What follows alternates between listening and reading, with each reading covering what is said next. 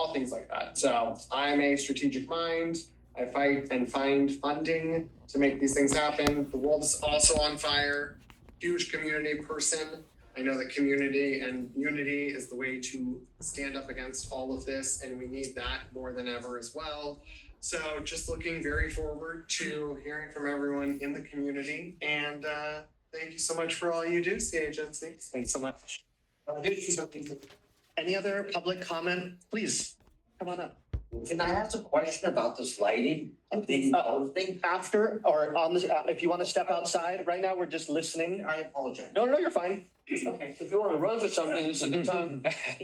Right, so, my name is, this was on camera. Yep. My name is Isabella McGrath, and, I'm a resident, I'm in a homeless shelter, 4 blocks from here, 1533 Schrader. And we have some serious disrepair, and the city, we're trying to get some people to help us out to get the city. So this is one of the showers that is like, we have the clothes. So I had the facility let me in and take pictures. And this is one of them, is all water damage. The city won't repair it, and we need help because there's 70 people there. And so like the tub is all messed up here. If there's 5 bathrooms, 3 of them are closed, 2 out of the 6 showers are closed. The toilets, this is a typical bathroom, it's in disrepair. And this is where the sinks are, the lights are all out at night. And this is another shower that can't be used. So the facility let me take these pictures. I knew about this council meeting. I wanted to make sure that our voice is heard because the city has a lot of money to fund this stuff and they're not fixing it. The city owns the shelter. And Hope the Mission is the people who staff it and run it, but it gets to the point where we're in really unsanitary conditions and we need help. So I'm here as like, this is like, I thought maybe we get somewhere, we can't, this council person, the 13 won't, I don't know her name or his name. They're not doing anything. Can't get anyone downtown to help. So I thought, well, maybe this will help. So I saw you had a homeless like outreach thing. So at the farmers market like 2 weeks ago, I just show up and just say something because we need to do something. So the shelter let me take pictures and so I'm representing our shelter. Thank you so much. Thank you so much. Can I just clarify the address? Did you say 1533 Sheridan? That's great. Thank you. What was that, 1533 what? For you. Peter. Thank you so much. Thank you.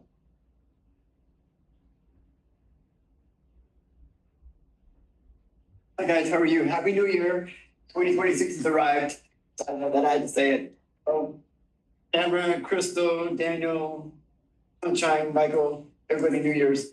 I lived in Hollywood for 37 years. My anniversary just popped up maybe 3 weeks ago already. I lived in California for 37 years. I've been coming here since last summer. Yeah, last summer. Almost a year now, a year. And I've been helping these guys out. I've been living in Hollywood. I've been complaining about our streets because a lot of streetlights are out. So I've been really on the ball with these guys and tell Hugo, the committee, see what I can get done with it. I've been complaining about it.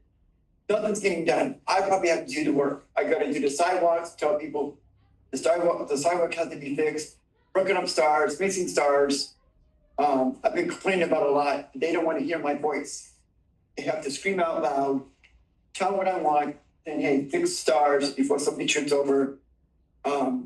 Get the plaque on the star again, and they don't listen to me. So they have to sit there and demand and just ruin stuff for them and say it's not my job. Then well, whose job is it then? Okay, I got a building that I live in that hasn't done anything, but I'm the only one that does it. I'm like probably the manager there, does everything in that whole building. And I just wanted to try to help everybody out as much as I could. Making it short and sweet, so won't talk too much. I already did that last weekend. So I'm gonna be the complete person soon. I hope I get it. And hopefully I can help everybody out to get this stuff placed. I want Hollywood, originally Hollywood, back where it was before. You know, all the buildings are gonna be constructed off. Marshall's is closing, the whole entire boulevard is closing up. So it's gonna be a nightmare for everybody. So if you guys need help, let me know. I would try to figure out something what I can do, possibly help. If I can talk to Crystal, Camera, or Michael or Sunshine or whoever I could talk to, maybe they can help me out too, just as well. Thanks, Mike. Here we go. Anyone else in here? How about on Zoom? Anyone on Zoom want to raise their hand to give a public comment before we go to government reports? You mean to tell me nobody wants to say something about Scientology today? Don't start. Don't is starting it. Anyone on Zoom want to give a public comment? Go ahead and raise your hand. What's going on around here? Yes, not. Okay, well then let's go to our government reports. Go ahead. Moving down the line, do we have anyone from Representative Friedman's office? State Senator Ben Allen, Assembly Member Zuber, let's see, Josh, County Supervisor Horvath. Hey, hey. Ding, ding, ding. Winner, winner. So much. I got kind of a thick list of updates, so I might take the whole 4 minutes if that's okay. You can have it. Last week, ahead of the annual homeless count, the county marked the launch of Los Angeles County's new Department of Homelessness Services and Housing, which officially launched on January the 1st. The new department is designed to streamline work that was previously spread across multiple departments and LAHSA and strengthen county oversight and improve coordination so services are delivered more efficiently. You can find more info at homeless.lacounty.gov. And I know I come here for the past year or so talking about the homelessness department, but just to give you an overview, if you're new to the work, there were about 14 different departments working on homelessness in the county, and the supervisor decided it was time to consolidate them all and put them under one umbrella, so we didn't have all these different hands in the pot. And the county also, after all of the instances that were coming out with the loss audits, decided that they wanted to pull out the county share of money from Measure A and the other funding streams that came in and give it directly to the county as opposed to it being routed through LAHSA first. So that's where we are now, and that new department is up and running, and we're super excited about it. Also 2 weeks ago at our board meeting, the board unanimously approved Supervisor Horvath's motion to initiate ICE-free zones in LA County. So as federal immigration enforcement increasingly occurs in public spaces nationwide, the approved motion begins the formal legislative process to ensure the county property is solely used for its intended public purposes and is not used as staging areas, processing locations, or operation spaces for unauthorized civil immigration enforcement. Coming on the heels of the killings of Renee Nicole Good and Keith Porter Jr., and now this is even outdated because we've lost another person this week. The motion responds to a national climate in which civil immigration enforcement has turned deadly and fear has spread into public places that are meant to serve the community. This motion follows a federal immigration enforcement action conducted in October of 2025 at Dean Dana Friendship Park at Nature Center, a Los Angeles County park in San Pedro, which disrupted public access and interfered with county operations. If adopted by the board, the proposed ordinance would prohibit county-owned and county-controlled property from being used for unauthorized civil law enforcement activities, require clear signage on county properties, establish a permit process for civil enforcement operations, and preserve lawful criminal law enforcement and the execution of valid judicial warrants. And I know that's pretty wordy, and you also say, well, what's that going to affect? There's not a lot of county buildings here and that you could think of, but when you break it down, it's county parks, it's hospitals, it's county buildings, it's spaces that are owned that you might not know, land that's owned by the county all across everywhere. So it is a pretty substantial thing. So we're pretty excited about it. The board also affirmed Los Angeles County's global commitment to climate action. As President Trump announced the United States withdrawal from 66 international agreements, including major environmental organizations, LA County affirmed its commitment to global climate action. The board approved Supervisor Horvath's motion, underscoring that LA County will not backslide on environmental protections that safeguard public health, economic stability, and the future of the region's 10 million residents. Instead, the county will continue advancing bold climate policies aligned with the Paris Agreement and pursue deeper collaboration with national and international climate coalitions. LA County has adopted some of the most ambitious climate strategies in the world, including our County Sustainability Plan, the 2045 Climate Action Plan, the Climate Ready Communities Initiative, and a commitment to phase out oil drilling while expanding clean energy access. Together, these efforts position the county as a global leader in local climate action. Supervisor Horvath's motion directs the county to deepen engagement with the international climate organizations, inventory progress through global climate goals, and ensure continued investment in climate resilience, affirming that LA County remains all in on climate action. And the last thing I wanted to talk about was the Sepulveda Transit Corridor. Last week, the supervisor and the LA County Metropolitan Transit Authority, which is Metro, board advanced a locally preferred alternative for the Sepulveda Transit Corridor project, making a major milestone for one of the most consequential transportation investments in the region's history. If you don't know what the Sepulveda Transit Corridor is, it basically links the valley to the west side. So it starts in Van Nuys and it links to the west side, I believe, over at UCLA, the VA. It hits up with the D line. The Metro approved modified alternative 5, which would operate heavy rail transit underground between the Van Nuys Metrolink station and the E-Line Sepulveda station, modified to connect to the Van Nuys G-Line station and future East San Fernando Valley Light Rail station at the G-Line at Van Nuys Boulevard. The alignment incorporates key elements of alternative 5, including automated vehicles in a single bore tunnel, a terminus at the E-Line Expo Sepulveda station, and a 2.5-minute frequencies during travel peak times. Key anticipated benefits of the Sepulveda Transit Corridor project include serving approximately 120,000 daily transit riders along a corridor with more than 400,000 daily vehicle trips through the Sepulveda Pass, with an initial operating segment that will carry passengers from the valley to the west side in 10 minutes. Reduce rush hour commute times through the Sepulveda Pass by more than 50% and cut commute delays that cost San Fernando Valley drivers an estimated 59 cents per year. Shifting a significant share of trips from cars to public transit, easing congestion on the 405, reducing daily vehicle miles traveled from 342 to 200, from 775,000 to 342,000, and attracting 20,000 to 42,000 new daily transit riders and creating a fast, reliable alternative to the congested 405 freeway, and also generating nearly 40 billion in economic output and up to 200,000 jobs, according to an LAEDC-led economic impact report. I know that was a lot and a lot of words, and I can give everybody any information afterwards that wants it, websites, links, all that kind of stuff. That's it. Unless you guys have anybody have questions? Board member questions up to a minute.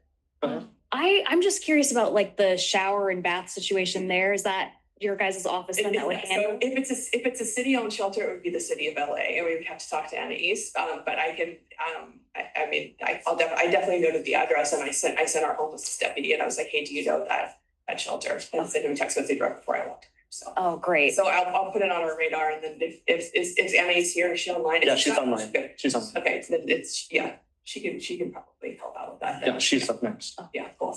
Tamara? You probably don't have an answer to this, but it's just something that, as you were talking about the motion to have ice-free zones in public spaces, which is great, but you said it's a permit process. No, so it would be, so they're now They would establishing like like signage and permit process and all the other things for legal activities. Like if someone has a judicial warrant, you're gonna have to let them in regardless.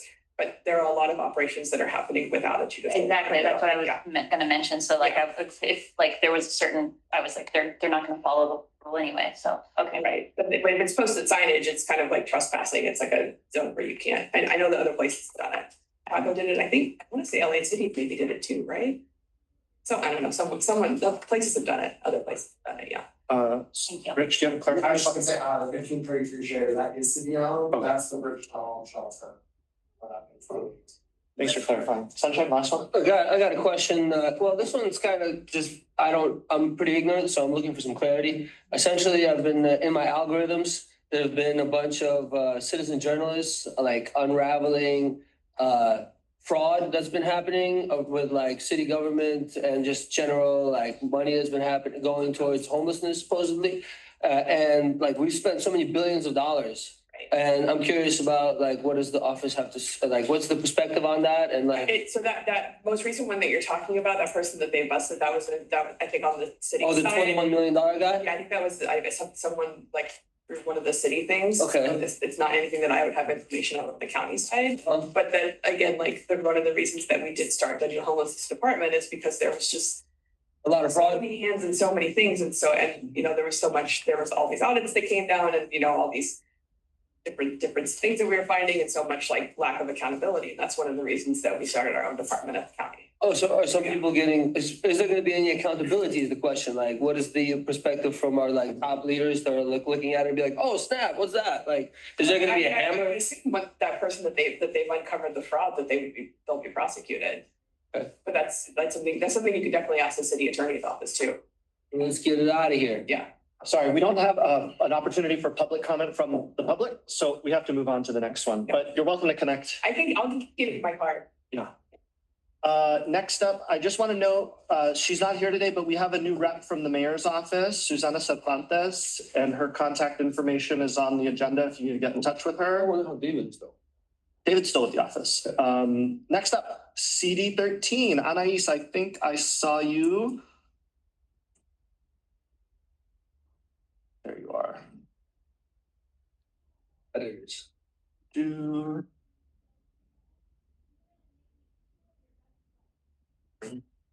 Yeah. Hi, I wanna Anais. see this. Oh, we can't hear you. Hi everyone, Happy New Year. Good to Happy see New Year. everybody here. Happy New Year. I want to go ahead and start with the Schrader situation. I already flagged it to our homeless team. I know there's certain things that like I said, I don't want to give out too much information as I don't work closely with the shelters, but I already chatted to the homeless team, so the constituent could send over the pictures and we could try to work our best on this situation. I just want to be able to mention, I know it's very hard. We don't necessarily have cameras there for the privacy. So even us, like sometimes we do have to handle these things internally at a sensitive matter as well. And I know it's filled every day. And, our office always tries to house as many as many unhoused folks as we can. So just go ahead and feel free to email me immediately and I will go ahead and kick it back out to Michael. And we'll continue from there. Again, a lot of these homeless shelters, we do have to work with a lot of sensitivity. So even then I won't be able to share as much right now. And then regarding the streetlights, our office did advocate 1 million for streetlights on this. I don't have a timeline just now when this 1 million, it's already passed through motion. We already transferred the funds. But I don't want to give like an exact timeline of when exactly this 1 million will start kicking in. I get it. I know I'm on these meetings with BSL at the higher level, and the discussion on how we could avoid this issue in the future is there. There's a lot of things that the department is thinking about. How do we switch from this to solar panels to avoid the copper wire theft? A lot of this is just a capacity issue. A lot of folks, there's high turnover in general with a lot of our city services. That's just the way that it is. And, myself included, I get to see that.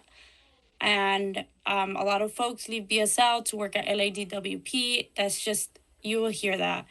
But again, this is an issue that is citywide. And I understand that the 1 million is more of a short fix.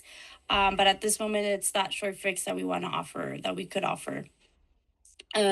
So continue filing those 3-in-1s, continue sending them to me. I do have a running list that I do work with BSL to get a lot of these streetlights fixed. That's the biggest right now that we have. Another one, I know this is not a CHNC issue per se, as the jurisdiction falls under the Neighborhood Council for the Hollywood Hills, but I know Daniel has been asking me, how do I convert the Lamprey Park into an official dog park? I know it's an official dog park, like where that works unincorporated at most. Rec and Parks is doing a community meeting this Thursday at Yucca Community Center.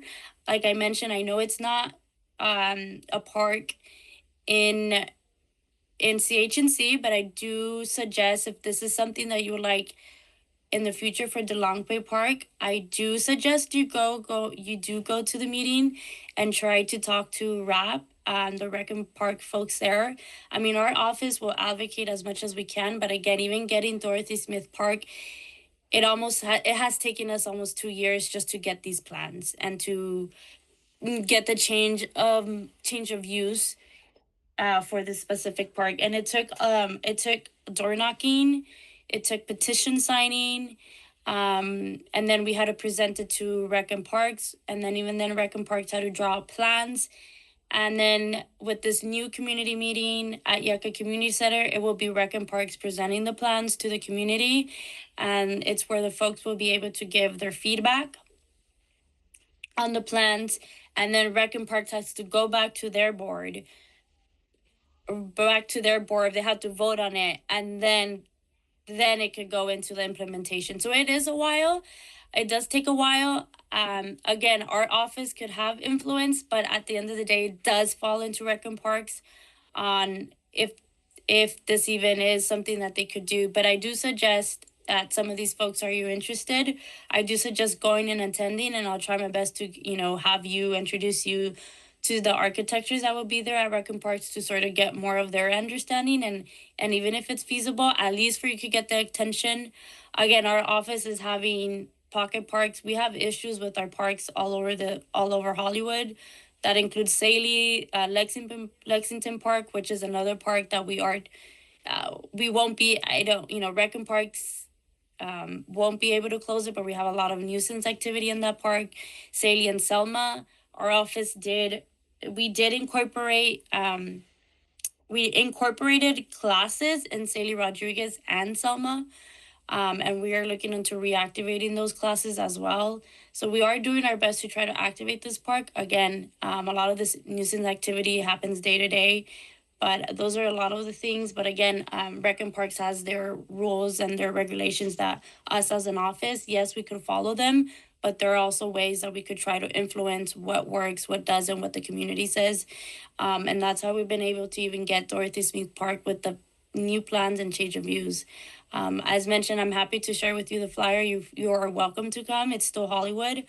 But those are my updates for now. Thank you, Anais. And we have the dog park on the agenda later, so we'll talk more about that. But are there any questions from our board members for Anais? Thank you for your updates. Thanks for being with us. Thank you. Oh, we could have asked her if Hugo's gonna come to if we do a candidate forum. We'll hold off on that invite until later. Okay. Brian White is not here with us, but his email address is on the agenda. Dina, our NEA advocate from the Department of Neighborhood Empowerment, sent us via email on the board updates. And I did want to announce that we do have a new facility director over at Yucca. Our old facility director from Hollywood, Kennedy Kimball, is now in charge of the Yucca Community Center and programming at DeLongpre Park. So he was going to come tonight. He wasn't able to make it, but he's going to come to our next meeting to reintroduce himself and talk about the egg hunt. Thank you to our government reps. Next up, consent calendar. These are items that we vote on all at once, unless anyone on the board wants to pull one for discussion. So I'd like to move that we approve the consent calendar items A, B, and C. Is there a second? Second. Thank you, Crystal. Now we're going to invite public comment. If anyone has anything to say about the consent calendar, which are these three items: approving the minutes from our December meeting, approving our December monthly expenditure report, and approving a CIS in support of Council File 251494 as it relates to streetlight repair. Any public comment in the room or on Zoom? Going once? Going twice? Sold. All right, let's vote. All in favor, please say aye. Aye. Aye. It's unanimous. All right. You guys didn't read the consent calendar. No, they did. They just supported everything that was on it. Okay, item A in our new business. I believe was postponed from last month. I think this is I don't know, was it Yeah. you or was it you or Daniel who wanted to do this? Which part is it? It's, Well, this was I initially put this on like, so go. yeah. And we've kind of been dragging it. We did talk about this a little bit last month. So I know I saw it on here just exactly as it was.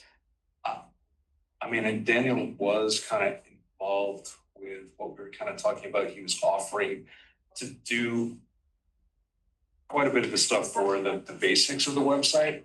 I think the issue continues to be essentially, we need to decide whether or not we are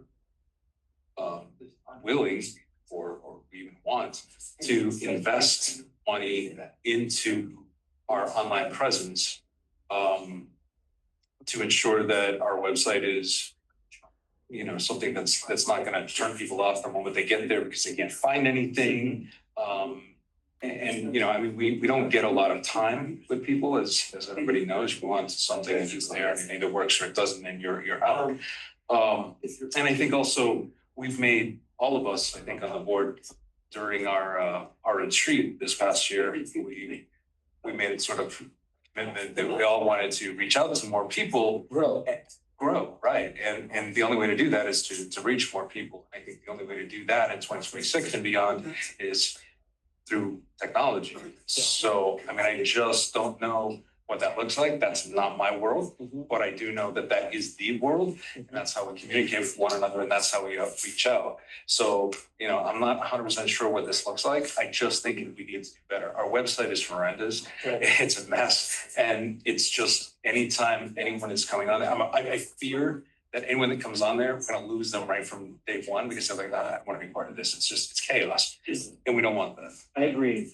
Given that the agenda item does not include a budget recommendation, I propose that we postpone it again, but give Daniel, who is in charge of our online, our website specifically. Say, hey, you either need to come to us next month and say, this is my plan, or come to us with, here's how much money we need to hire someone to make it happen. That's fair. We need to give them that instruction, and in February. Yeah, so yes, we can take public comment on this. Website, a guide to run together with website, your Facebook, your Instagram, and all other social media together in one eye. Absolutely. And there are neighborhood councils that pay. Yeah, I mean, right, and I agree with you, and that's why I brought this onto the agenda, is because I do think there's a reasonable discussion to be had about possibly investing some money. I got some comments on this topic. I mean, I think we should hold the discussion until next month. We have a plan, but if you want to make comments now and repeat them next month. Yeah, sure, I wanna definitely, I could blow hot air all day. But we gotta be quick. But I'll be quick. So essentially, I think this is our most important tool. So I think that we should consider this being a enrollment tool for like what we're looking for as far as a board and as far as community engagement. And I think that this gets to be one of the most it could be one of the biggest things on our budget, because I think it's the most important thing. Because if we get the SEO going and get people to actually engage, like online engagement, like what can I do in my community? I think this is like number one for like where we need to, like, I'm willing to give up pizza. Like sacrifices get to be made. Yeah, So- you need to tell Daniel all of that, because he either needs to say, I can do this, or let's hire someone to do this. Okay. Okay, so I'm gonna move that we postpone this agenda item with the until next month, with the instruction to Daniel to either come to us with a plan for implementing these upgrades to the website, or for presenting a budget for how we can hire someone to make that happen. I second. Okay, second by Sunshine. Any public comment? Online or in person? I think this could also be an agenda item for the outreach committee for like what we want to do together, because I think the website is an outreach tool more than anything. Yeah. So I think that's awesome. I'm not seeing any public comments, so we'll vote all in favor of postponing to February. Please say aye. Aye. It's unanimous. Thank you, team. All right, we are going to approve the changes to our bylaws today. This has been on our agenda for a long time. Our ad hoc committee put forward some recommendations. Was there any discussion based on last month's meeting that I need to be caught up on? There was discussion, but I forgot what it was. Yeah. It was discussion, but I'm not sure we, It was productive. yeah, it was good to have the conversations, and I think the bottom line was that I don't think everyone had an opportunity, I'll say, to sort of look at all this and kind of consider it all at once. The one thing that I had put forward last month that I think I might have mentioned to you before at some point, just in passing, is that before whatever we're doing here tonight, I think if we decide, I hope we are gonna be able to decide on some things now. We were almost done. Yeah, exactly. So I think whatever this is gonna look like, I think what we should do is take like the template or whatever we have now and just do sort of a red line to show what the changes are and what it's actually gonna read, what this specific languages are gonna read, and send it out to the board this month for our next meeting. And that can be on the agenda so that everyone can say, okay, you've seen it, there it is. Do we go to send it to the city for ratification, yes or no? And that's kind of that. Hopefully we can wrap this up. Thank you for that. My recollection is that we had done almost all of these. Yeah. We'd already voted on, let me see, Article 9.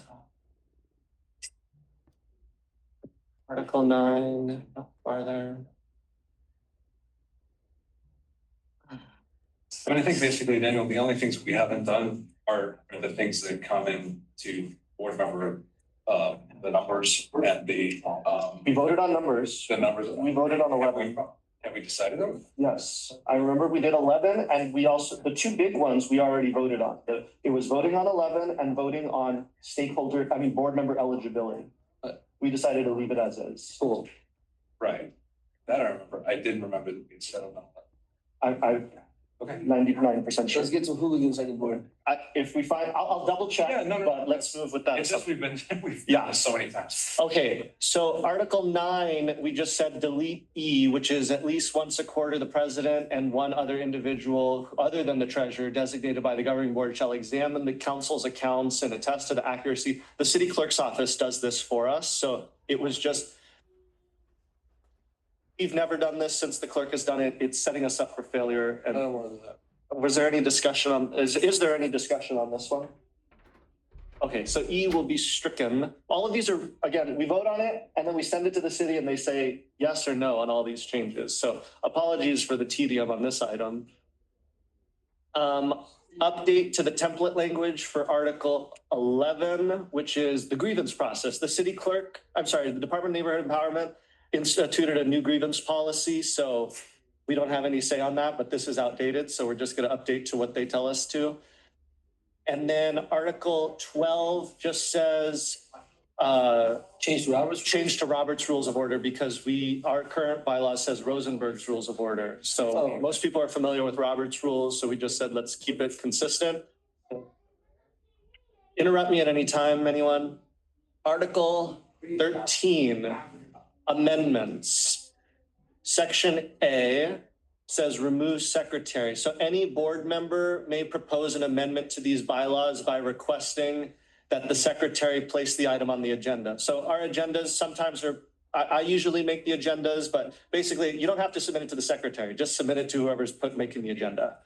And then D says an amendment requires a simple majority vote. We recommended as the subcommittee or the committee to make that a 2/3 majority. Just to make it a bit of a higher bar to change our governing documents. Any question about that?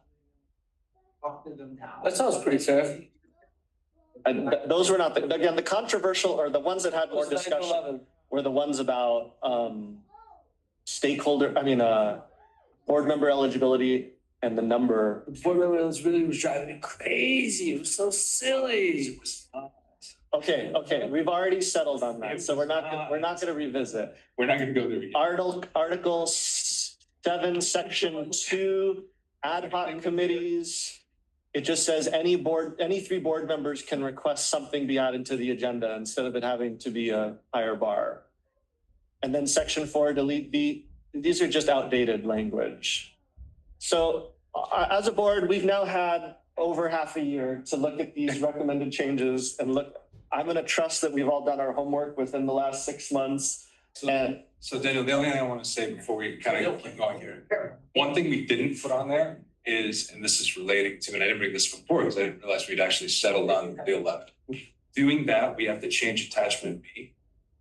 All right, because it says number of seats is 9 for 4-year terms. So we need to change attachment Yes. B to update that. Yes. And then we also need to decide how we're going to bring these additional 2 seats into the fold. Are we doing it all at once in our next, how are we gonna do that? How I have seen that done is when a board requests a change in board structure, the city clerk and Department of Neighborhood Empowerment set the They rules. decide Mhm. on the Yeah. election. Okay. So it'll either be we add 1 seat in this next election and 1 in 2 years, or we add 2 in this next election. But that's not for us to determine. In the past, I have not seen that. Again, how this will work is we'll send these requested changes to the department and they'll discuss with me, hey, can you clarify this? Or what do you mean by this? Or how do we implement this? And then we go from there. So I'm gonna wait for their guidance. That's fine. Okay, so all that being said, and then after this, we'll do standing rules, but all that being said, I'm gonna move that we make the discussed changes to our bylaws. Second. Second by Crystal. Opportunity for any other public comment on the bylaws, either in person or on Zoom. Feel free to raise your hand. Very good. Any other board discussion on the motion? Just want to reiterate that we will go ahead and put these in writing so we see the actual language so that we can vote on it next month. So yes, and They have a requirement that we provide a red line document. all right, we'll get to see. that. Yes. I'll do that myself. Great. Okay, all in favor, please say aye. Aye. Any opposed? Any abstentions? It's passed. Thank you, team. We'll continue to stay updated on that. Okay, standing rules. So standing rules, we can change whenever we want. They're our own internal document for how we operate. I think they're important, but unlike, they don't have to be approved by the city, Department of Neighborhood Empowerment. They're just how we operate business. And we don't have to have standing rules, but I just noted a few that I've recalled. So at our board retreat, we voted on how we post our agendas. So the Monday before, I'll send out a call for agendas. We post it the Wednesday before. Government reports. We have a new process for government reports this year. So that's in there. NPGs, we now do them in 2 batches a year. Nice. Zoom meetings. We've decided as a board, all our board meetings will be in person. Nice. Special meetings could be, or committee meetings could be on Zoom. If you have to participate via Zoom for whatever reason, you can do that twice a year and not be marked absent. And then I also noted funding requests must be presented in person at board meetings is something we voted on in the past. So these are the standing rules as I know them. I want to ask, am I missing anything or do we want to change anything? So the only thing I want to point out that we're here at this meeting, Dina asked that we reach out to her with clarification on some things we were talking about for Zoom and participating, being a forum and being able to vote. I did send it to her. She and I have actually been testing today. She's been in meetings. She said, I need to re-clarify one other thing before we say yes or no. So we're in the middle of that. Okay. But she just wants to be sure with the change to 707, SB 707, that we're good. Thank you for letting me know that. Yeah. I would have handled it only slightly differently because I don't know if we follow all the rules in the way we do things. Yeah, she was on the meeting when we were talking about it. Yeah. No, that's fine. She was kind of asking us. Totally fine. And so we were trying to clarify it with her easily by going, oh, we moved that we were gonna. Yes. No, I hear you. Just for example, like board members participating via Zoom, I think there are some rules about how that affects quorum, like they have to be on camera. You have to ask them, can you swear there's no one over 18 in the room with you? Things like that. I'm like, 18?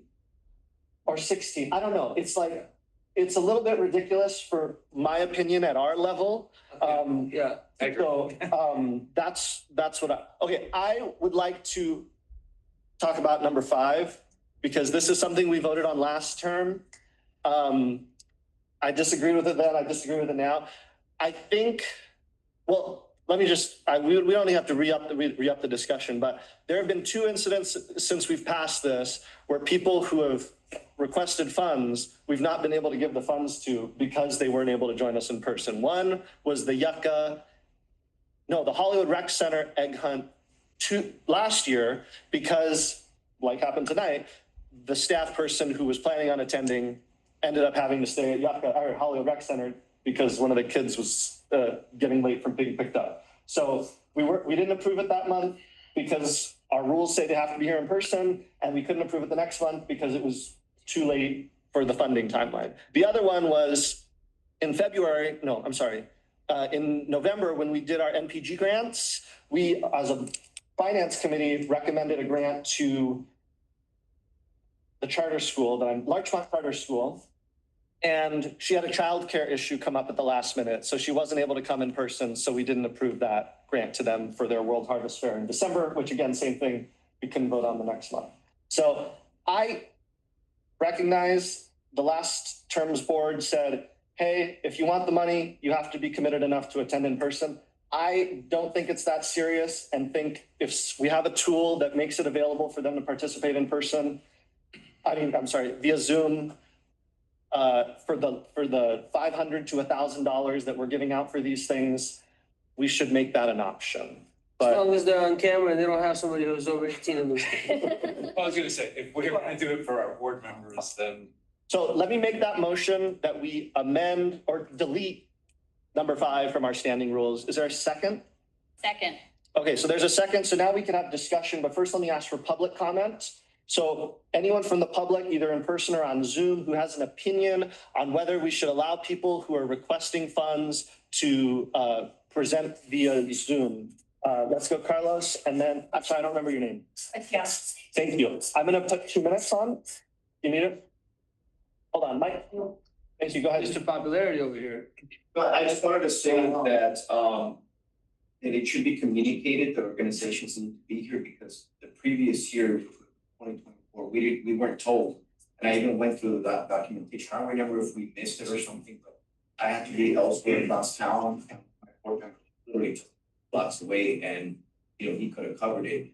This past year, you did send out an email a couple of days before with the survey, complete this. So it was really well done this past year, 2025. But the previous year, it's kind of like submitted.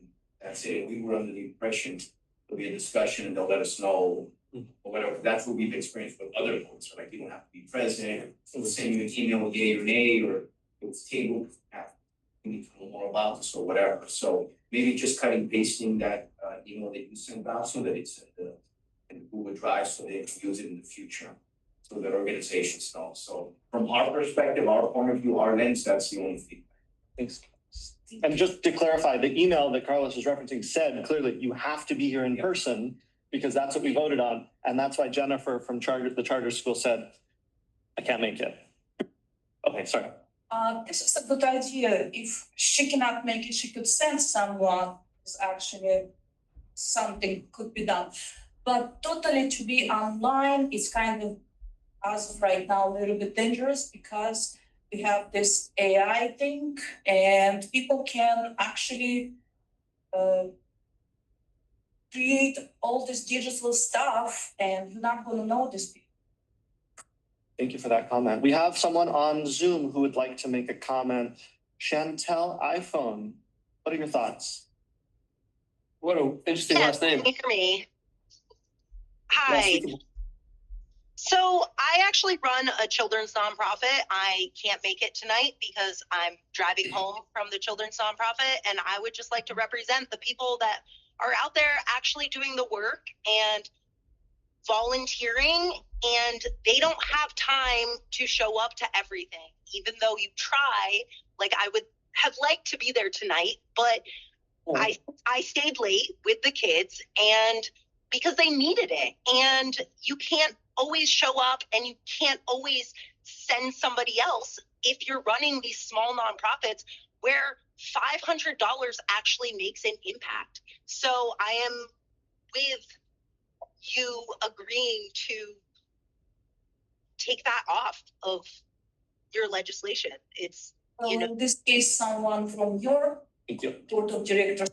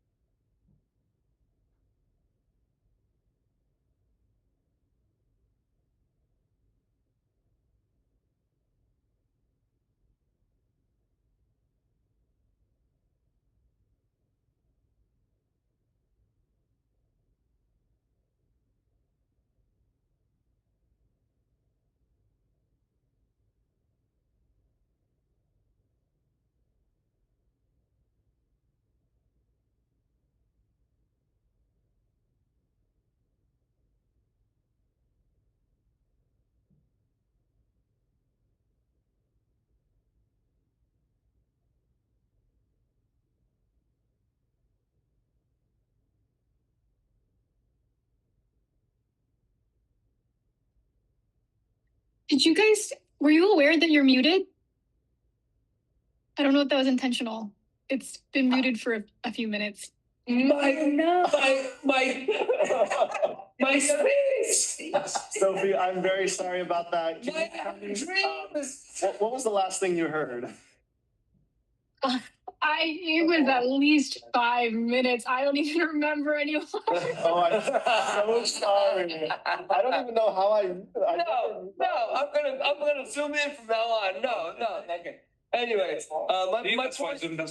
So, there we go. Well, my point in saying all that is that the people who are here, I'm very grateful to see their faces and get their involvement. And the encouragement is to make this room full of people who actually want to be here and who actually want to take an effort in making our neighborhood better, rather than dragging people over here so we can say, here's $500 or $1,000. You know, I'm complete. Okay, Michael. Yeah, if I could just, I'm sorry, I just want to, I understand, I hear what you're saying, I do, and I understand, sort of, I think I understand what the background is on that. Yeah. That is not what I'm talking about, and I don't think that's what some of the public comment is talking about. I think it's not a matter of anyone wants to feel more important because we have people showing up and speaking to us in person. I don't think that has anything to do with it.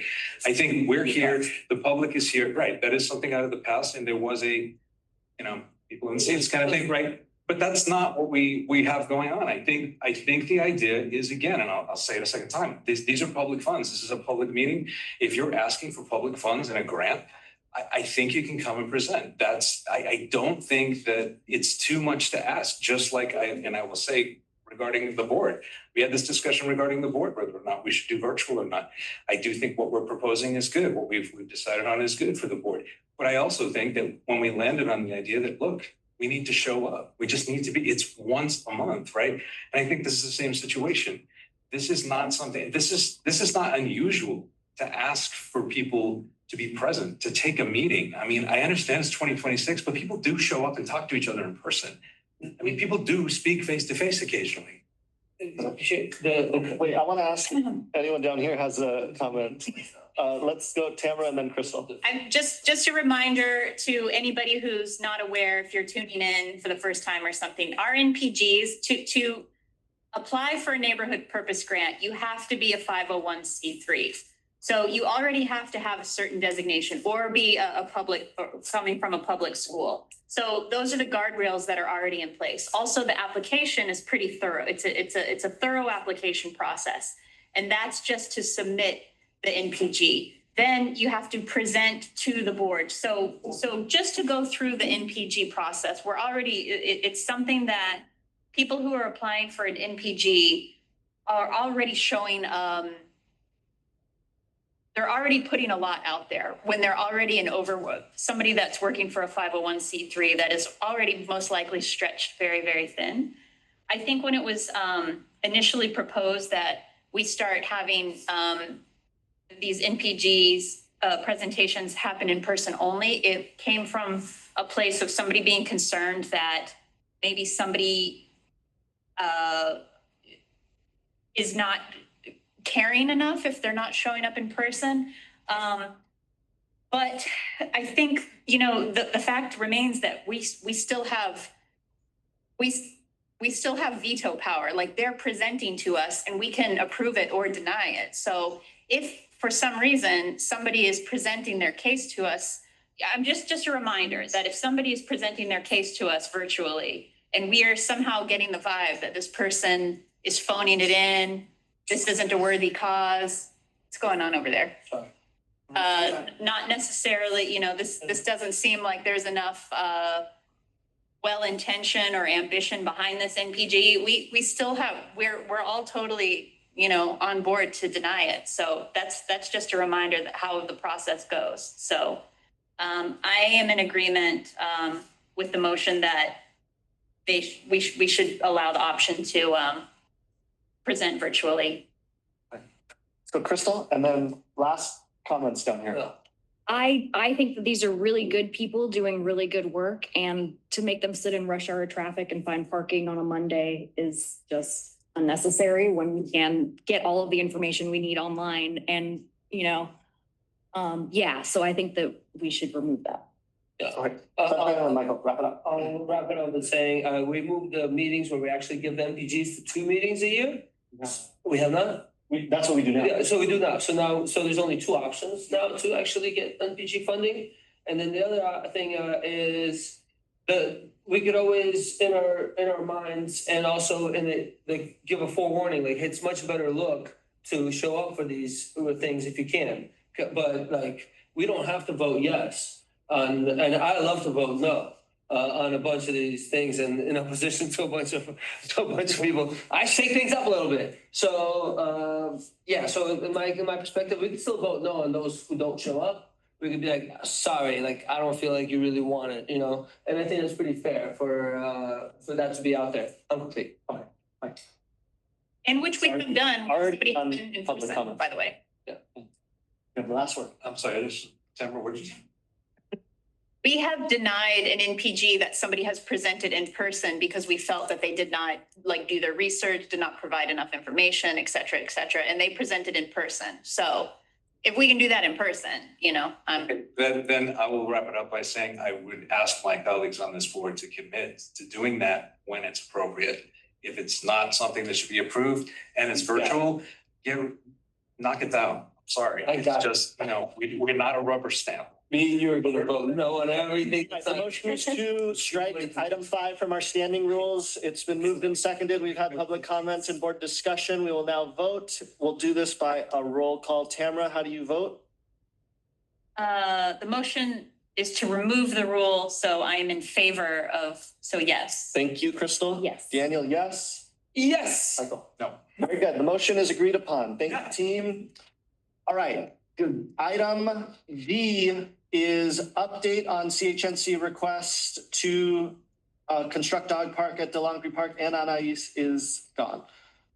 Well, I'll give you an update. well, let me go first. So as a board, we voted to draft a letter to CD 13, say, hey, we've been hearing for years, we've been hearing from multiple administrations, we've been hearing from multiple neighbors that the situation at DeLongre Park is unsafe, it's untenable, it's basically an off-leash dog park, 100%. but it's not supposed to be. We've asked for enforcement of the rules that the dogs have to stay on leash.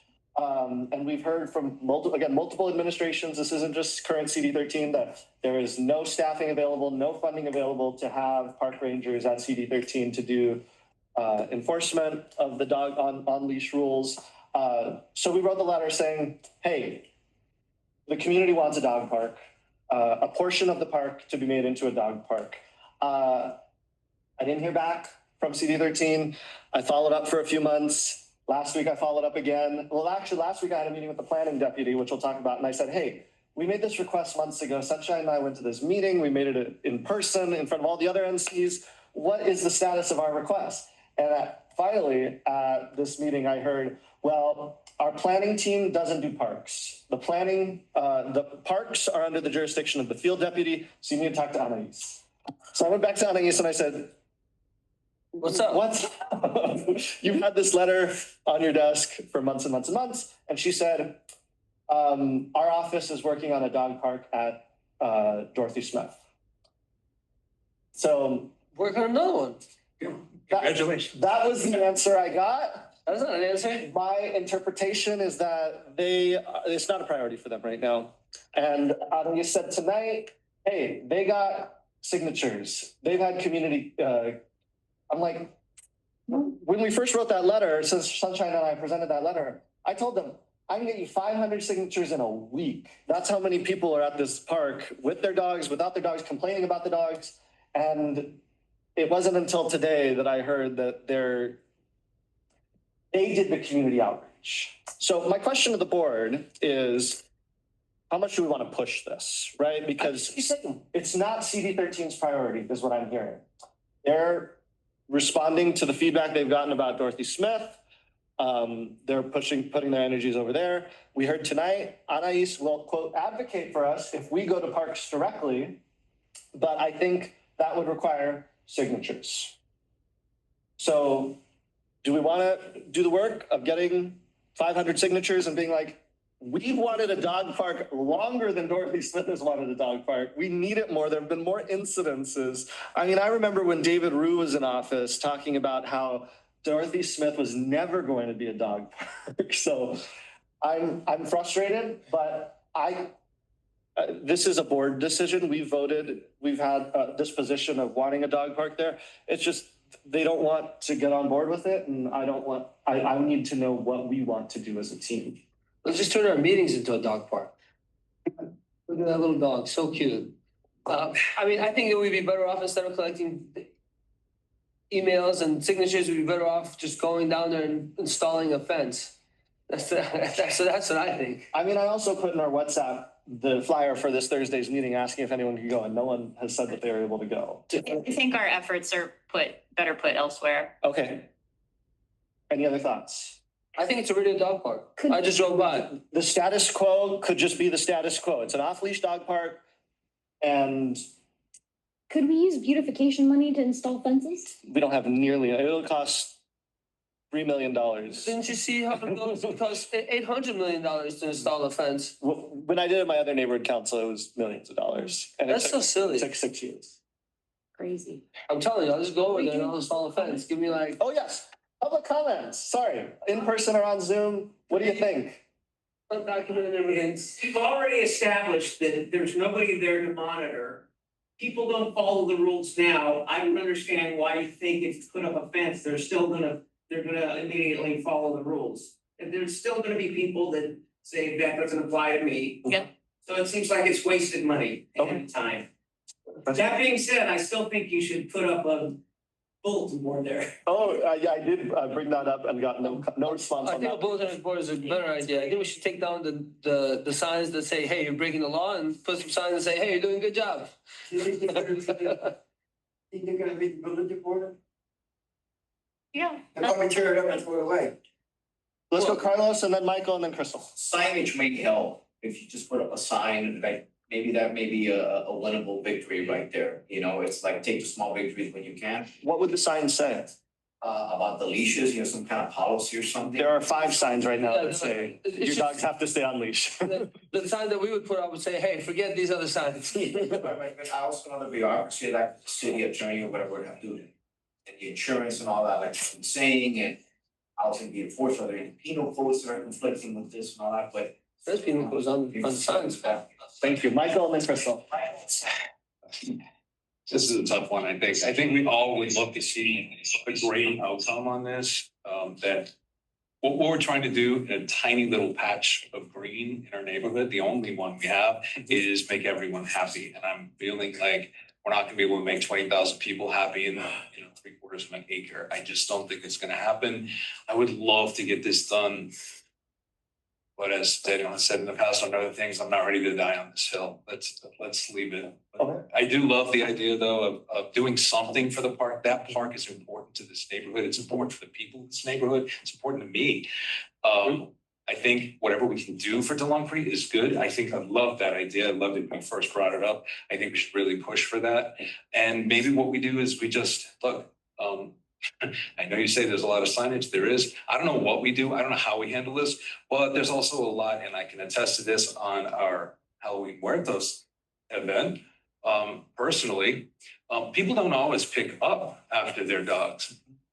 I'm telling you right now, shoes can attest to it. Oh, yeah. Wow. Yeah. Okay. So All right. not happy. Let's make but, a sign that says, let's make a deal. and the point of that is not just me walking, but there's a lot of little kids out there. People bring their kids and they want to sit down on the grass. And we've had movie nights there where we sit down on the grass.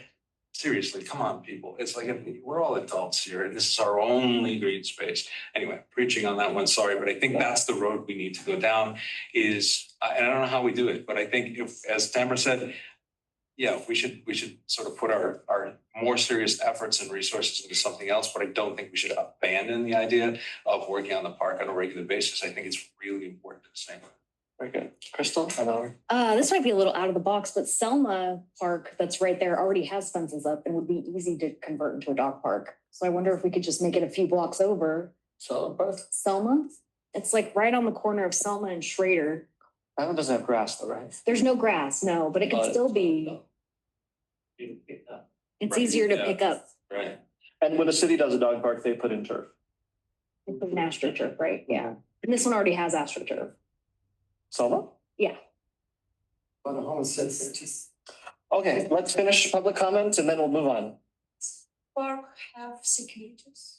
Not this one. No, this one. It used to have restrooms, but then there was a lot of drug dealing and drug activity, so they got rid of the restrooms. Maybe instead of have just spending money and all that, hire two security guards, just have to just constantly walk around and tell to people what. The Hollywood Partnership has come into the Selma Park and cleaned it out, so they keep homeless people from sleeping in there. That is in their area. This park is not in It's their not. area. It's too far south. So Let's go over there. the last thing about the park. Oh, 1, 2, 3. So, the Selma Park, I would say third of it is in Philadelphia Park. It has all this child equipment, and half of it, is paved, and then the other, like, other 2/3, 1/3 is like not really accessible. It would be really tear up the whole place to like put it into a dog park. It's not really accessible to make it, I live right there, it's not really accessible to get a dog park. Thank you for that feedback. Let's go Mike and then Sunshine. I think that there's too many homeless people sleeping in that cage when you close it up. They always go in there, sneak in there, jump over the fence and sleep all night long. Security and then the fasteners don't even do anything, so you must look at that up too. And also the one on the Long Tree in June has a park with children's in it too, same thing. It's not gonna work, so. Thanks, Mike. So Sunshine. I think that giving up the dog park idea is valid because it's already a dog park and nobody's complaining. But the other thing that we could and ought to do with that park is put a sign, but also a sign that has people invited to our meeting. Because there's definitely a conglomeration of people over there coming by. And I'm sure some of those dog lovers might want to take on that, like, hey, let's change this over, but we shouldn't have to be the ones to do it. But I think that getting a outreach sign at that dog park is very valid. So if we could make that a list of something on the list, that'd be awesome. I am noting that I have a conversation with CD13 about, since dog park is not a priority for y'all, give us a bulletin board. Yeah. Bulletin Okay, board. moving on. Bulletin board. Item E, discussion and possible action regarding the Hollywood Community Center at 1718 Cherokee. Is the person who brought this up here? Is he in the meeting on Zoom? Because I think it's Antonio, as far as I know. I don't see an Antonio. Okay, then we can table this topic. But, or if we want to discuss it at all, or we could table it. It's either or, because without him here, he's got a bunch of information about it. Could I just make a point on that? Of course. Well, since we're discussing it right now, and again, this is, I know you guys hate this about me, but that's I love this. jurisdictionality, okay? Yep. That's Hollywood Hills West. You already mentioned it. Yeah, it really should go to Anastasia and her team. They have a much bigger machine than we do. I'm not saying there's anything wrong with making this better. I think somebody should, for sure. I love the idea of doing that. I don't think that that's Central Hollywood's purview, and I think that we just don't have the resources to do it. So isn't it Hunk? Is it? I looked it up. I think it's Hollywood Hills West. I could double check, but I think. Is it north but the of- Bottom line is, it's not. It's north of Hollywood. It's not ours. We know It's not that. ours. So I'll just do a quick 2 minutes and then we can to have it next meeting. So we had a stakeholder reach out to us, said, hey, there's a building that says Hollywood Community Center right here on Cherokee, north of Hollywood Boulevard. And I've never seen it open or it's underutilized. This is city property. What's going on? Can we activate this space? So I reached out to Brandy, who's the president of Hunk, because that's where I thought it was. And she said she reached out to the city. It's leased by LADOT. So she's going to reach out to them to see what the use is. Okay. But to Michael's point, it's not in our jurisdiction. That doesn't mean we can't. I mean, Yucca is not in our jurisdiction either, but I agree deferring to them is always a good thing to do. So we'll maybe have them next month to talk about it. It's a Somali daycare center. Okay. So We're moving on. that's what I want to say though. Real quick. The question that comes up for me in regards to this topic is, like, this space is a city-owned space, and I don't know how open the space is. Like, when I tried to talk to, I think Heather, or The question is, are there more spaces that are like city-owned spaces that are just open and sitting there that are not being utilized? Cause I think that the community, like I have a private rehearsal space, the place is full every single evening. There's like people coming over to practice stuff, so there's like needs for community spaces. And the question is, are there like city-owned spaces besides parks that like we have the rec centers and stuff that could be utilized? Maybe it would be easier for us to find volunteers to like come and open these places up and be involved with the board if we actually had the resources to employ. Because the city has a boatload of resources that sometimes go completely underused because there's not like human resources. Like this place is nothing without us in it. So I think that the question that I have is, are there other spaces in our jurisdiction that we could leverage in a way to make our work more efficient? I agree with that. And is there a way we could get maybe CD13 or somebody to look at that and give us a list of, hey, this is. Let me see what Brandy comes back with Yeah. after she talks to DOT, she's leasing it. And then if we want to get further information, or she hits a wall, we can go to CD13. This would be on other things, right? As Sunshine was saying, that's what I'm saying. There must be other spaces. That's what we would say. This would be like a great, Where else in our jurisdiction, are there things that are sitting there that we could do things in? I think that's what Sunshine you're saying. Yes, sir. Yeah. And this is like a fun thing to put into our newsletter, like, hey, check this out. We found these other resources that we could use. That would be something that we could leverage in order to get people to be more involved. They have to be like, hey, check it out. Look what I have for you. Send that nice an email. Be like, hey, we heard about this space. I'm curious, are there other spaces in Hollywood that are being That's great. underutilized? Okay, I'm gonna send her an email. Do we have a phone charge? I don't have a phone charge. Okay, item F is discussion and possible action on a mid-year budget report. So, Nye has had to take she asked for a leave of absence. We don't have any, that's not official, but she's going through some family stuff right now. So she's not going to be able to participate, she said, for probably the next couple of months as she deals with that family situation. So my goal was to present to the board, here's how much we budgeted on this item, here's how much we've spent on those items, here's how much is left. I did not make that happen in time for today's meeting. So I will present that more detailed next month, but we do have the city clerk's funding dashboard, which shows big picture. So big picture, we have 35,825 for the year. That's based on the 25 annual plus the 10K rollover. So far, we've spent $7,500.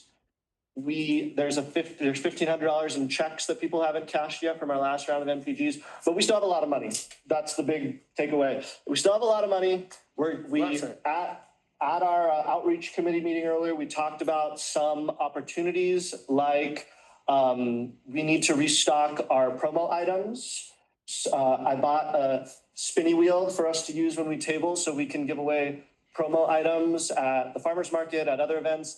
And then we have one event on the docket, which is the egg hunt at Yucca, which we sponsor every year, but that's usually like $500. And then so even with the things that we have planned, we still have a lot of money left over. So we are thinking about an outreach, doing a block party. We think that could be a fun activity here on Cole to activate our neighborhood with food, jumpers, activities, games, performances. So just a block party, a couple $1,000 probably. But all that to say, we have money to spend. So if you have ideas, any public comment on this item? If you have ideas for how we should spend our money, maybe getting a bulletin board if CD13 won't one for us. That's all I'll say today. And then next month I'll come back with specifically, here's how much we have in NPGs. Here's how much we have in the events budget. Here's how much we have in the printing budget, things like that. And then the other thing we talked about, or it was on the agenda, I don't know if we got to it. We have $4,000 in beautification, community improvement projects that we earmarked at the beginning of the year for traffic signal cabinet murals, the little murals on the boxes. I have a call with the folks from Arts Bridging the Gap, which is a nonprofit who has done those before. So I'm going to talk to them on Thursday and say, hey, how many of these boxes could you do for $4,000? Because in the past, we've outreached individual artists. I maybe because I'm getting old and lazier, I'm just like, here's all the money, go paint 10 boxes. Yeah. Are we talking about the electrical boxes? I think that would be really, what would be really awesome, sorry not to interrupt, but I think it would be really awesome. So I did a survey on those things by using the interwebs, and there's 88 of them in our neighborhood. And how much money do we have? In this budget, 4,000. 4,000 to do, I think we could do all 88 for 4,000 if we spend our resources wisely. I think, well, to put it in perspective, we have previously spent $500 per box. That's insane. It's completely crazy. Sorry, not to. I thought that was good. Pennies. You thought it was penny. Okay, cool. I thought it was. I'm hella resourceful. Ask these artists, by the way, this isn't on the agenda, so we probably shouldn't be discussing it in Can we detail. put it on the agenda? Yeah, we should put this on the agenda. We'll put it on the Okay, agenda. so check it out. So if you put it on an agenda in a way where we say, hey, we have $4,000 to do this, then what I'll do on my leadership end is I'll find a bunch of volunteers who could come and be like, look, if you buy me the paint, I'll go. That's what Arts Bridges Gap does. We just buy them the paint and We give Arts Bridges Gap the money, they get the supplies, and they get the volunteers. They put a call to action, they put a call out for volunteers to come and do the work. But Emma, do they want $500 each though? That's because if they want $500 each, I don't. What we'll do, I think this is what Daniel was saying, is we say, here are the boxes in our jurisdiction, however many they are. Here's $4,000. Do as many as you Do the can. boxes, yeah. Well, Get these I'll done. put this on the agenda for next month, but I will just say right now, when we did $500 box, that was 3-4 years ago. And the bureaucracy that goes into these boxes is not even enough for that $500. You have to get approval from CD13, LADOT, LABSS. I just want to set expectations, because if I did it today and was paying individual artists, I would be offering them a minimum $1,000 box. Just knowing how much work they have to do with getting a certificate of insurance and liability insurance. So I'm going to stop us there because it's starting to stress me out already. Okay. All right. So I'll put this on the agenda for next month. Okay. I'm not playing. Oh, yes. Is there money in the budget for like maintenance? That would have to come out of the $4,000. It's like the perimeter around the Montgomery Park, the posts, some of them at the base, they're disintegrating. Oh. To the peak, so maybe like putting up plates, welding plates to repair it now before it gets worse. Can you send me a picture? So, because I'm wondering if we could ask the city to do that. Yeah, I think That sounds like basic park maintenance. And I will say, the parks staff is very good about LA 311 requests when I submit them, because a lot of neighbors will send me pictures. Hey, this playground equipment's cracked, or there's graffiti here. I'll send it to the park supervisor directly and he'll do it the next day. So I've had good experiences. So I wonder if we don't have to spend our, yeah. Thank you. Okay, CD13. Oh, I'm sorry, Kwame. I On the am budget. a nonprofit for the events. I help to the cities, homes, run festivals. $4,000 is not enough. I'm just telling you, we even cover the fire department, what you over for this day. Thank you for that feedback. No, that's great. Carlos. Just regarding volunteers, Sunshine, I think it's the Volunteers of America. I think they absorbed the Volunteer Center of Los Angeles. And you can reach out to them for volunteers, and they have like specialized volunteers if you want, like people that are counting or fitness stuff. And when I worked with them many years ago, like 20 years ago, some of them are court orders, volunteers that they have. My favorite kind. My favorite kind. Right. The thing is, if you need people for outreach, like to go to the farmer's market or whatever you want people to help out create some motion with volunteers, that's best. And with the court order, once they have to complete X amount of hours. Thanks, So, Can't wait to have, hey, how many you want to volunteer for the council, dog? Okay, I'd like to move us on. We're making great progress. Let's keep chugging. CD13 planning staff. So like I mentioned, I had a meeting with Ted Walker, who is part of the planning staff at CD13. I've been asking them to come and give us a presentation since the beginning of the term. anyway, they have asked, okay, give us a topic that you want us to present on, and we can present on that topic. Because I wanted them to come and give a presentation on 5 different projects happening and do Q&A. They're like, there's no way, we won't do that. And I'm like, that's your job. Anyway. Which department is it, you said? This is CD13's planning staff. So projects going on. We have the Hollywood Walk of Fame project that's been going on for 10 years now. We have construction projects, we have permitting. Is there a specific area that our board would like to learn more about as it relates to planning and land use and development? Vacancy tax. Vacant. Well, planning also, the thing that we were talking about Vacancy earlier. tax is a voter issue that's Yeah, that's a legislative. consistently, Shot down. shut down. This is Department of Planning? This sure is they're in not the favor of Department of Planning, this is the CD13 own planning staff. So from them, I would like a presentation on these locations that are not being used properly as far as for community.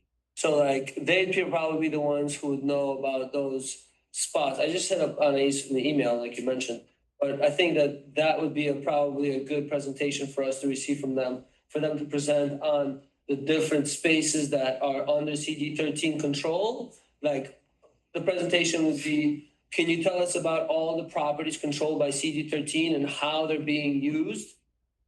Because then we could actually leverage that information to do what we were talking about without me having to do anything. Can they throw in like what the deal is with all of these abandoned buildings? Like if they're ever gonna hold these owners accountable for the fires and people that are suffering inside them? Big brain. Little brain. You guys can keep talking. I'm trying to find the email I sent them. We can't talk without you, Daniel. I'm listening. I'm listening. It sounds like we need to, I don't know if it would be on us to, you can look on the city's Plum websites to figure out who the owners of buildings within our jurisdiction are, because I'm not even sure, like, it could be that everything within our jurisdiction is all privately owned. I don't know if there is a city-owned vacant building in our jurisdiction. It could. They have a lease on it. But what I'm saying is that, before we reach out to them to talk about what is in our purview for how to make any movement so that we not have vacant buildings in our neighborhood. I don't know if we need to pinpoint like what we're talking about. Are we talking about privately owned? Are we talking about? We're talking about CD13 controlled, or like within our jurisdiction, but like City controlled. City controlled. Yeah, but what I'm saying is I don't know if we even have that in our neighborhood. But Even if it's not in a neighborhood, but it's really close to the neighborhood, because the idea is to leverage city resources, which are our resources, to improve. Well, CD13's actually been good about that. I mean, they've been turning a lot of the city-owned properties that are in CD13. I mean, they've turned in, there's been shelters that they've opened. They actually have been making progress on that. So also let's get because the question at hand is what would they give us a presentation about?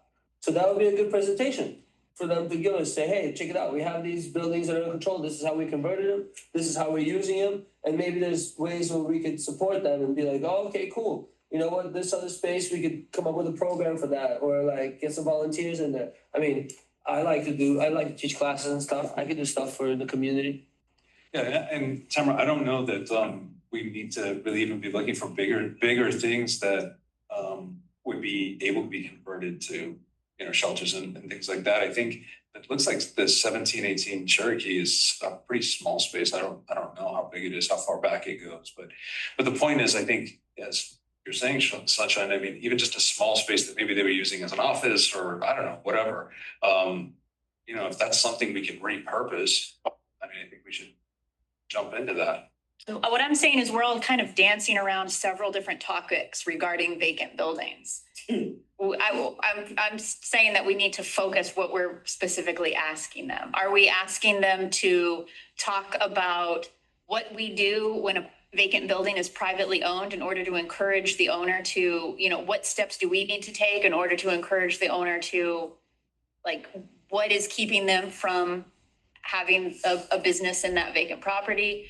Like I said, CD13 already targets whatever is city-owned. They've been doing a pretty good job of trying to fill. We could ask them to talk about what they have done within, whether it's in our neighborhood or not, what they have done in CD13 to fill vacant properties. I'm just saying, like, let's get specific in what we're trying to ask them. Okay, sorry, I found the email. These are the things that I asked them to present on originally. I said, how is SB 79 going to impact our neighborhood? As we know, this was the state bill that almost every elected official in the city of LA opposed. It passed, and now there's going to be a lot of upzoning. And they can put the map together and show, hey, here are the transit stops that apply in Central Hollywood. Here's how zoning is going to change in those areas. So I said HB 79. The Hollywood Boulevard Safety and Mobility Project. This is Hollywood Boulevard all the way. They did the bike lanes down that way, and now they're working on our section. The Mid-City Neighborhood Greenways Project is the one that goes all the way down to Olympic Park and comes up through Hollywood with lots of bike improvements and things along that. HLA, the voter approved ordinance that passed that said anytime the city improves a quarter mile or more of streets, then you have to implement the mobility plan elements like the bus lanes or the bike lanes or the curb cuts, which corridors in CHNC are qualify for that, and how is that being implemented? WeHo on Fountain. So West Hollywood is adding bike lanes to Fountain, all along Fountain. And then on the other side of CHNC, there are bike lanes on Fountain. So I said, can you put bike lanes going through to connect them? So these are just some of the bigger topics I'd asked them to present on. They said, make it more specific. We can't talk about all that. Is there anything in there that's of interest? Or do we want to ask about vacant buildings? Yeah, I mean, SB 79 would be great, but like, how do we make that more specific? That seems specific enough to me to say, how does SB 79 affect us? For me personally, I would love for them to put on a map, overlay Central Hollywood and be like, here are the level 2 transit stops. Here's how the radius is going to impact development on Sunset and Vine. Here are the level 3 transit stops. Now these projects that previously had to be voted on and approved happen by right. So you're not going to see them in Central Hollywood. We're not going to see them CD13. City planning isn't going to see them. They're just going to go up. I would be curious to see that map and learn more about that. Yeah. If I had to pick one of them. I like that. Yeah. But I'm not seeing excited faces on this side of the table. I think it's just an infuriating. I mean, it's not something we want to talk about, but I mean, it's realistic. So, Yeah. I mean, knowing what it is, I don't think that's bad for us to. I don't want to hear it, but it's reality. So, I mean, Okay. Yeah, I'm going to make that our request unless anyone else convinces me otherwise, unless we decide on something otherwise. Remember that it's not supposed to, SB 79 is not supposed to take over a currently residential property. I'm sure we'll hear more about that. Yeah. Okay. Thank you, team. Sorry, it took me forever to find that email. Okay. Okay, this is an NPG, but it's kind of a weird NPG. So let me make the motion. I'd like to move that the Central Hollywood Neighborhood Council approve a neighborhood purpose grant of $1,000 to the Sustainable Economic Enterprises of Los Angeles for distribution of market money at the Hollywood Farmers Market. Is there a second?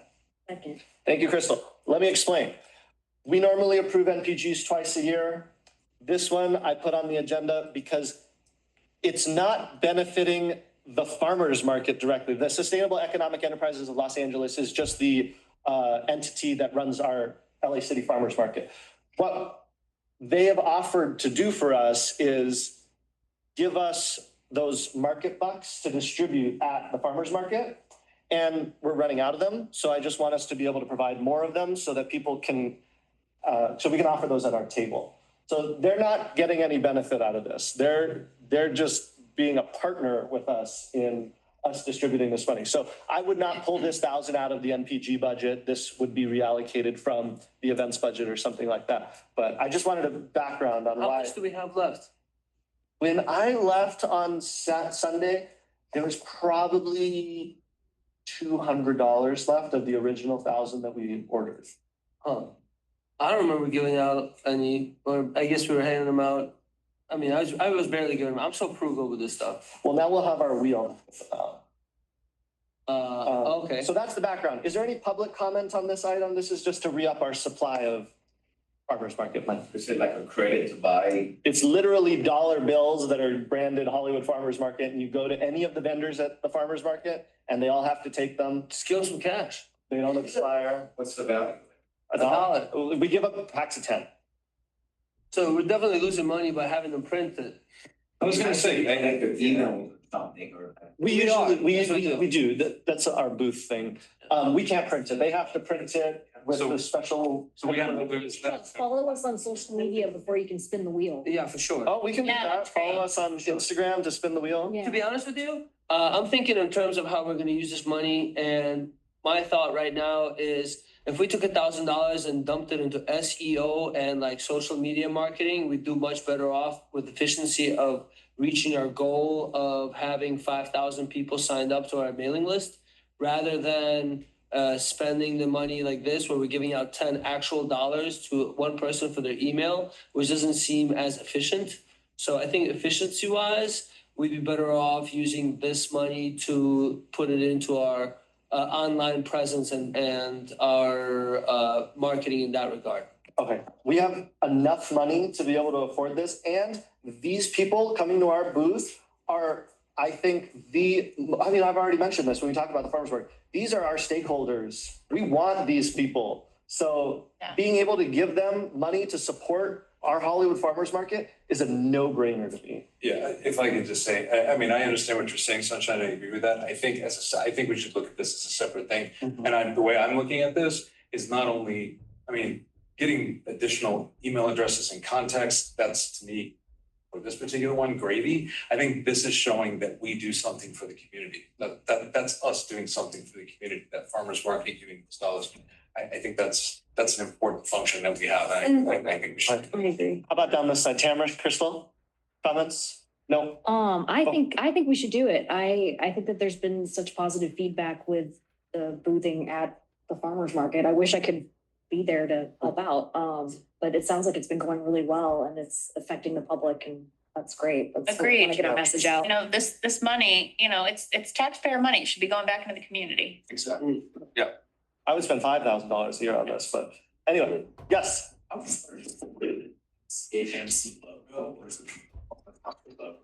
Question, we asked if we can put our logo on it. They cannot, but what we can do is it's wrapped in like a, we could brand, we can add our branding, which is why earlier at our outreach meeting, we're gonna order stickers. So we're gonna brand them with our logo. Are they gonna allow that? Stickers, they can't print them, but we can. Yeah. Did I make a branding request, or that's a branding request about like what we're branding? Oh, yeah. That our vision statement be included in our branding, They're not that big of stickers. Is that for you? but future reference. Oh, It's one of our pieces. okay, yeah. Yeah, do love a QR QR code. We code. do have a QR code. Yes. Okay, any other public comment or board comment on the item? I'll say, because, well, what I'm hearing is that is gonna get approved, because I'm hearing a lot of positive support.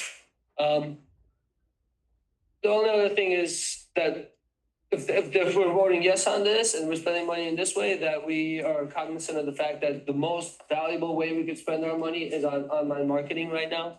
I think that that's going to bring the most impact, because if we're looking at this, like, okay, we're gonna spend this $1,000 on impact, then that's that we make sure that it's impactful. And then the other thing is, we're doing a farmer's market once every quarter, it's once every 3 months. So we're basically looking at like spending about $250 in market bucks per visit. So, and we're giving out like, two tables so far, right? yeah, and we gave away like what? $600. So that's about $300 a pop. So we should probably look at it like limiting to 25 giveaways per, And now we'll have the wheel. and now we'll have the win. So instead of everyone coming up and getting $10, everyone comes up and gets a chance to get $10. Okay, that's cool. I like that. I did get a text from someone who we gave $10 to at our last tabling. And he said, I want to thank you so much. I spent mine on $3 worth of microgreens for my avocado toast, $5 worth of Asian pears, and the last towards a matcha. Thank you so very much, CHNC. And that's why we do. Yes. Last call for public comment or board discussion. Carlos. Well, you can actually do both, Sunshine, maybe the printed ticket. Sort of marketing campaign, but people are going freeze right now. But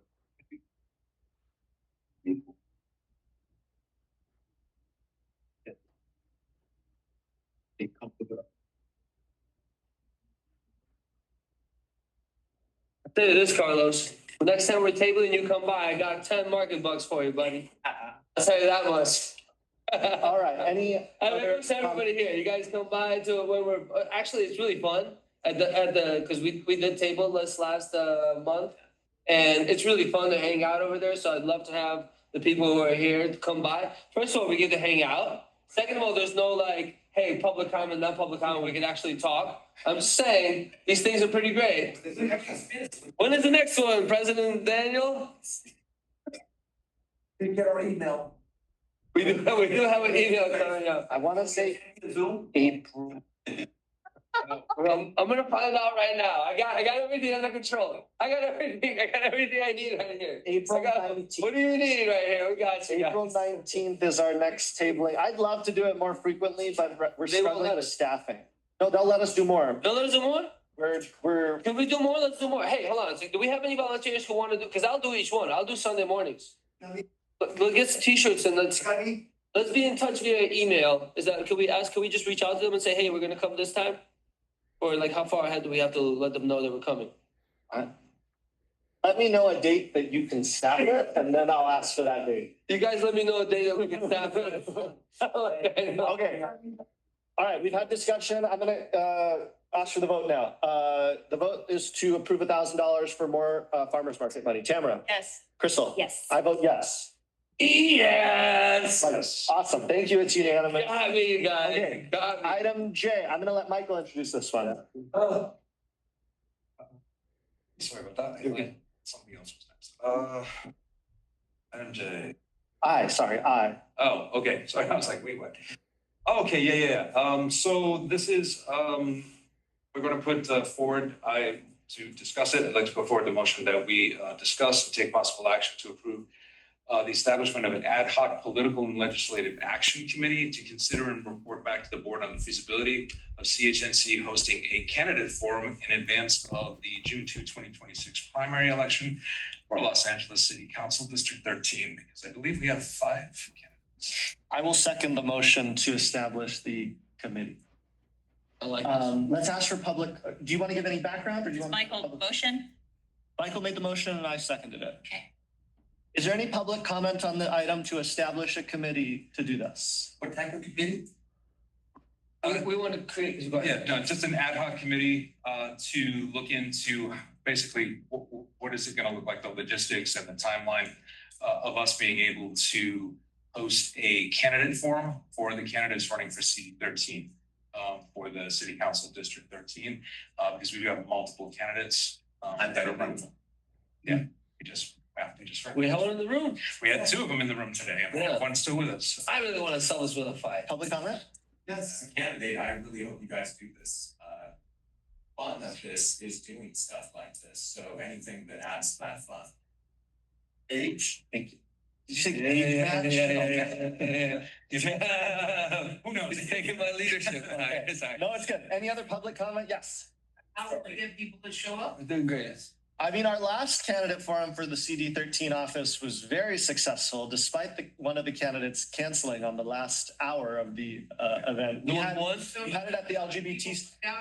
I mean, we publicized, it was in the LA Times, actually, our last candidate forum. And I'd like to also believe that the candidates would probably want some of their people to show up, so they'd probably talk about it too. So if we have 5 candidates, I can't imagine. Yeah, we probably had 200 people come to our last. Yeah. Well, we have like 2 at least that were here today, so we know they're willing. Right. Usually whoever feels like they have the edge, they don't want to show up.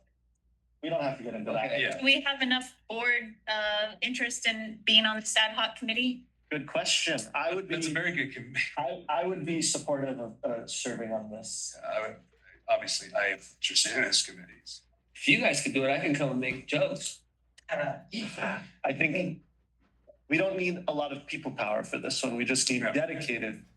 Yeah, this is just gonna be reaching out to a lot of people and checking on things, see. And having planned the last one, I can help with. Oh, you did? Oh, awesome. Okay, yeah. Can I be the one to ask questions? Sounds good. No, that's why he dropped out of the last, anyway. Because of me? No, not because, Okay. anyway, it's because of the moderator we picked. Any other comments or Okay. questions? Yes, You guys need any promoters? sure we will. Okay, I'm Hazel Zavar, I'm down here, downtown LA. I can go out to the metros, 22 years old, I can get a CBCNA on board. Love That's that. awesome. Thank you. We'll be in touch. Any other board comments or questions? So the motion is to establish this committee. It's been moved, it's been seconded, we've had discussion. All in favor, say aye. Aye. That's unanimous. We'll get that going. Who was the moderator last time? We can Shots discuss that in committee. Okay. Shots Sorry. fired. Shots fired. Okay, item J, I'd like to move that the Central Hollywood Neighborhood Council approve $1,000 sponsorship for the 2026 Los Angeles Congress of Neighborhoods. Is there a second? Second. Thank you, Michael. So this is our annual conference for all of the neighborhood councils. I was elected last month to chair it again this year, so I'll be working on that. It's open to the public. It's open to committee members. It's a all-day conference at City Hall with food, workshops, keynote speakers, electeds, networking opportunities. It's a fun day. When is it? Saturday, September 27th. It's the 4th Saturday in January. September. Saturday, September 26th this year. Let's do January 1st. Any other comments or questions? Board discussion? Hearing none, let's vote. Tamara, Yes. Crystal. Yes. Daniel votes yes. Yes. Yes. Awesome, that's unanimous. Thank you, team. The last item on our agenda, I'd like to move that we approve a $250 sponsorship for 2026 Neighborhood Council Budget Day. Is there a second? Second. Second by Crystal. The background on this one is that this is the annual event for learning about the city budget. So the Neighborhood Council Budget Advocates put this one on, also at City Hall. I don't know the date off the top of my head, but it's a morning event where they usually have a keynote session with panelists to talk about the status of the city, folks from the city, folks outside the city, and then breakout sessions for talking about specific issues in your neighborhood that are then compiled into an annual white paper that the budget advocates put forth to the city, the mayor specifically, to help with the process of creating the annual budget. Comments, questions? And first of all, it's June 27th. Thank you. Budget Day, June 27th. And my question to you, because I'm just not as familiar with this, is the Congress. I know how the tiers work on that. It's diamond, platinum, gold. Oh, yes. Do you know how this one works? I don't know if they. Just basically like what's our exposure going to be at 250? What does that get us? I'm guessing we would get a logo on a website. Okay. Yeah, it's not really an outreach opportunity as much as it is like, this is an event that's for neighborhood councils by neighborhood councils. So we want to be prepping. We have to help pay for it. Yeah, that's And they ask all the neighborhood councils. No worries. Other comments, questions? Hearing none. Let's vote. Tamara? Yes. Crystal? Yes. Daniel, yes. Sunshine? Yes. Michael? Yes. It's unanimous. Awesome. That concludes our new business items. Board member comments. We'll start down with Tamara. Is there anything you'd like to comment on before we adjourn? Nope. Crystal? I really want to learn more about the vacancy tax and how we can help support it. Very good. Sunshine? I think great meeting and I appreciate it and let's keep rolling, y'all. Michael? No, I just, I want to thank you for starting the meeting up the way you did. And I hope that everyone does pay attention to that. Stay informed, just always, but now perhaps more than ever. Stay informed of what's going on. Thanks, Michael. I would like to thank Sunshine for serving in my absence during our last meeting as chair. And here's to a strong 2026 as a board. We are adjourned. See you all next month. That was the shortest meeting.